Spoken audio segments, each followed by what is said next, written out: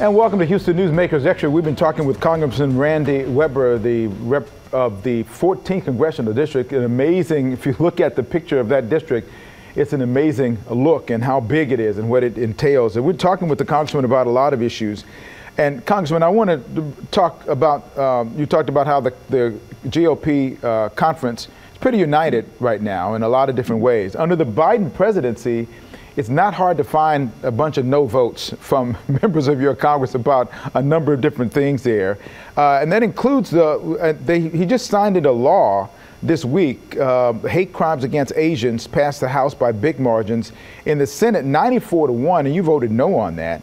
The House passed a bill this past week to set up a bipartisan commission to look into what happened in the lead up to cause the Capitol attack in January 6th. 35 Republicans joined Democrats in that vote. 2 from Texas, you weren't among them.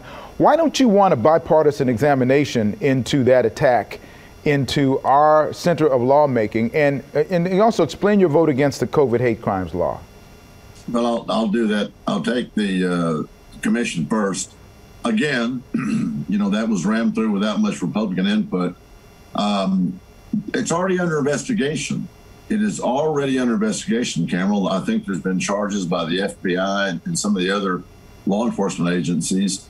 There's a lot of money thrown at it, and we think it's going to be very, very, very partisan. You hear the rhetoric coming out of the Democrats because of the vote on the Electoral College on January the 6th, which I was on the floor when that happened, when they started breaking in the back part of the Capitol.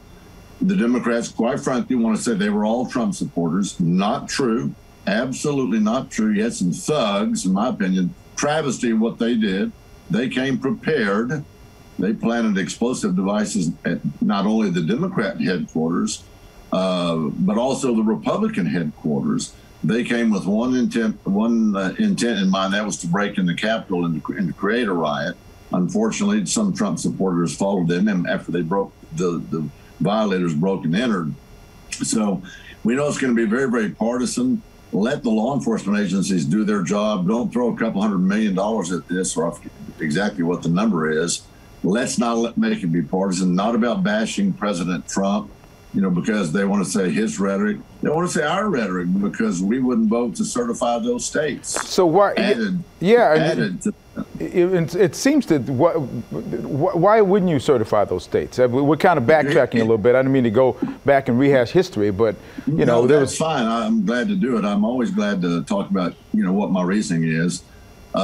Except, you know, with my bride, and then she gives me what my reasoning is, and I always say yes, dear. And so that's why I've been married 40 years. I'm right behind you at 41, so I know. Yeah, well, good for you. Well, look, you know, the ladies prove my love really is patient and long-suffering. But anyway, so the thing is, it comes to Congress, we have the right to. It's in the Constitution. Sure. If it's just a rubber stamp, why do we vote on each independent state alphabetically? Why don't we just lump them all? If we're just supposed to rubber stamp them and say, wham, ma'am, you know, Madam Chair, I move we put all the states together, bam, they're done, we pass them through. There's a procedure to object to the votes. One senator has to file an affidavit, a House member has to file an affidavit, and we get to debate it on the floor. Why is that even there if all we're supposed to do? And so this rhetoric about we were trying to steal the election is only going to be continued in that regard. For my constituents, they wanted to make sure that we had checked out everything. So was my tack, Khambrel. Send it back to those 6 states. We had about, I don't know, 14 days, whatever the time difference was. Send it to those law enforcement agencies, those states that held their elections, and say, look, y'all do a deep dive on this. Do it as quickly as you can, as deeply as you can. Come back to us with the results, and then let us have a vote on the states. After I feel like we've done all of our due diligence. It was really disturbing that because we wanted to exercise a constitutional option, that the left came after us and tried to make villains out of us because we were exercising our constitutional option. So to continue this with taxpayer money, where they've got a lot of money thrown at this, we don't know what it's all going to be used for, when there's already law enforcement agencies that are investigating this, no.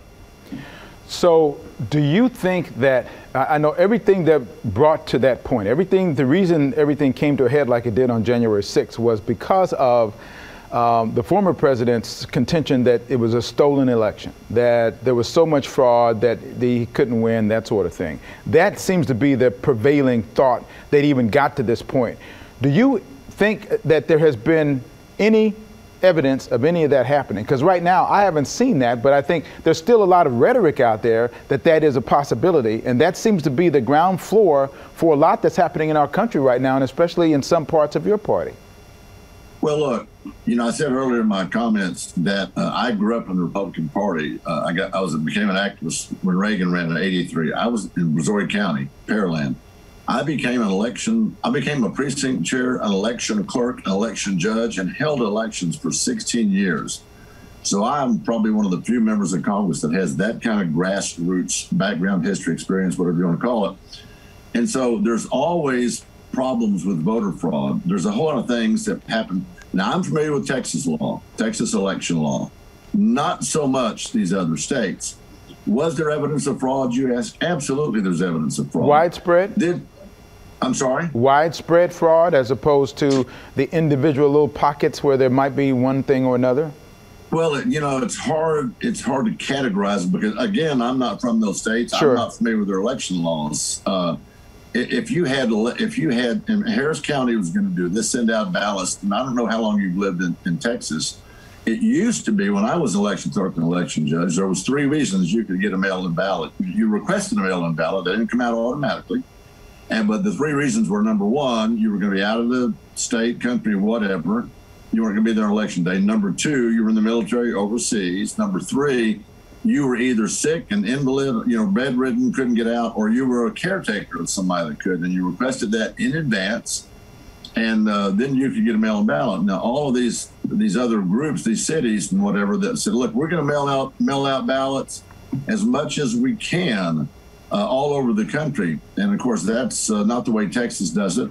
Of course, Texas, as you know, filed suit against the state of Pennsylvania. The Supreme Court did not take it up. They said Texas lacked standing. Which I thought was kind of interesting that Texas would get involved, because we, you know, in Texas, we would just rise up, and if another state filed suit against whatever Texas was doing, you know, the outcry would be pretty loud.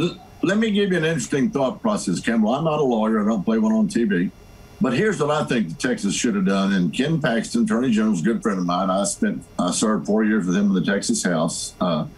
Here's what I thought they should have done. They didn't ask me. I mean, I had working on my MBA. I had a constitutional law class. So I paid attention to a lot of the famous Supreme Court cases and other stuff.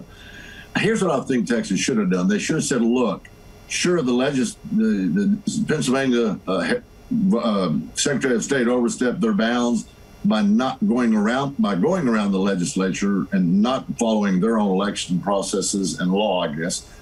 But what Texas should have done was said, look, that dilutes our electoral college vote.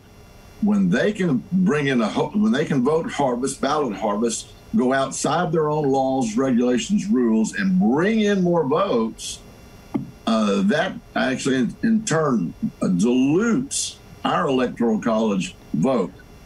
The founders of this country and the Constitution were clear with federalism.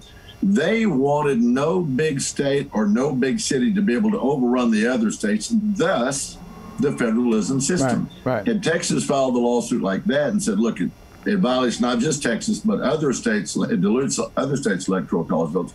Maybe the Supreme Court would have taken it up. Hey, before I let you go, I know you got stuff you're doing in your district, and I'm glad that you're taking this time for me. Let's go back. Yep. We were going to talk about the COVID hate crimes law, and you voted no against that. It was signed into law by the president this past week. What was your reasoning for voting against that? I have always, before I was a state legislator, before I became a federal legislator, always said hate crime legislation is not needed. You're starting to single out categories. You're starting to make more harsh penalties or penalties for areas that don't need to be there, number one. For example, if you kill somebody, how bad do you have to hate them to kill them? And if you label it whatever you want, a different kind of crime or whatever, I mean, the person's still dead. Now we've singled out a group. And by golly, the Constitution was meant to cover all groups, everybody, and we don't need hate crime legislation. Well, I'm going to let you go on that one. I wish that I can tell that this is a warm-up act for part 2 of the Khambrel and Randy Weber show. Because I want to talk to you about some more of those things. I've read that Constitution. I got to tell you, the Constitution said a lot of things. It wasn't too fair to me as an African American in this country. So we can talk about that and how we've changed and we've evolved. We've become a really good country. Optimism, Congressman, you have optimism about where we can go as a country now, even though we're going through challenges now internally?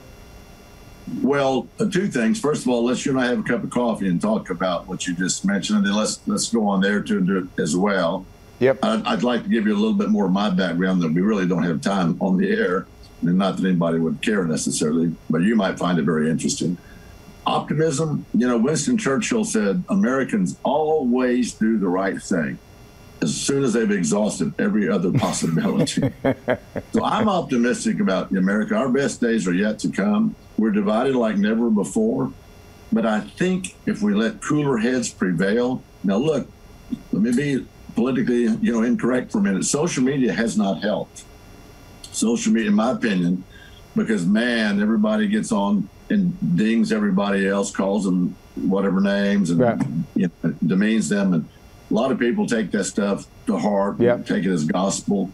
We'll come out of this. We've got to get back to what made our country great, and that's Americans, and that's the diversity that we do have. And if we remember that and focus on that, we'll be better for it. Good deal. Thank you, Congressman. Appreciate your time. Be safe out there, and look forward to having you back again real soon. And before then, I'm going to take you up on that cup of coffee with the breakfast hash browns and especially bacon. Thanks, Khambrel. Thank you, Congressman. Appreciate it. Good day.